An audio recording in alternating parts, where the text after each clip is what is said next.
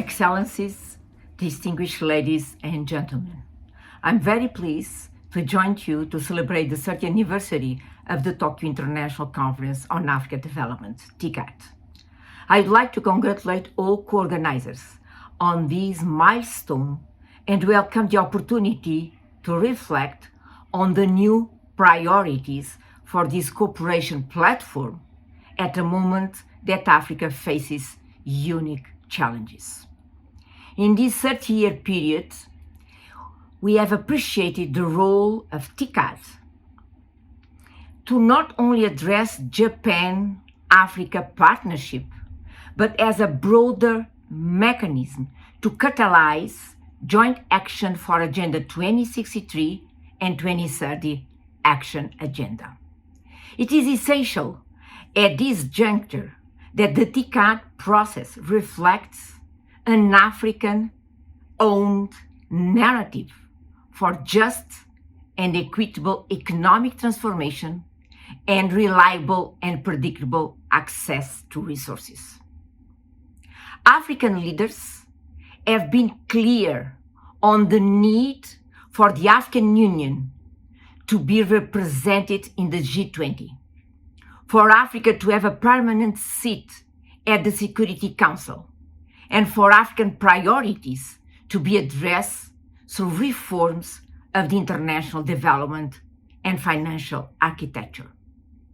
It is now time to take bold steps to build resilience not only in Africa, but also across the world. And with the right investments and deployment of technology, Africa will be at the center of sustainable growth. I would therefore recommend the following 6 critical priorities as levers for transformation for the TICAD process to continue to address Africa's ambition. First, institutions are an enabler of sustainable development. They are essential to ensure the effectiveness of our joint action to achieve sustainable development and durable peace in Africa. We need to ensure that every initiative taken within the context of TICAD contributes to the strengthening of institutions and country systems. Second, energy is the driver of sustainable development. Building Africa's resilience requires providing energy access for over 600 million African people in line with the African Common Position on energy access and just transition. Access to energy is a building block for sustainable industrialization, and African countries require sustained investment and technological support to deliver this critical lever.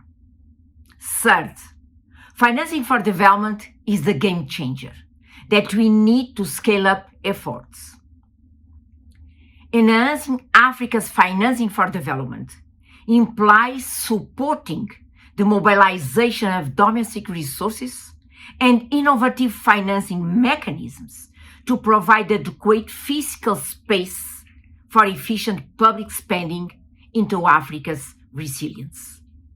There is need to work together to engage in fundamental and structural reforms to global financial institutions with a view to fix the international financial architecture and further address debt sustainability challenges. Under this framework, we must seize the opportunity to boost the domestic resource mobilization capacity of African countries. Fourth, to advance toward resilience, TICAD should support the transformation of Africa's food system in order to build food sovereignty across the continent in full support of the African Common Position on food systems. Our estimates suggest that we need to invest about $76 billion every year until 2030. Among the key food systems transformative levers, effective school feeding programs are an excellent entry point as they can have a multi-sector impact that helps reinforce social protection systems, improve educational outcomes, provide secure livelihoods for localized food production, promote climate adaptation, contribute to improving energy access, and strengthen social cohesion and the legitimacy of the state, among other benefits. Fifth, the blue economy offers great opportunities to consolidate Africa's structural transformation and resilience through the development of fisheries, aquaculture, tourism, transport, ports, coastal mining, and energy.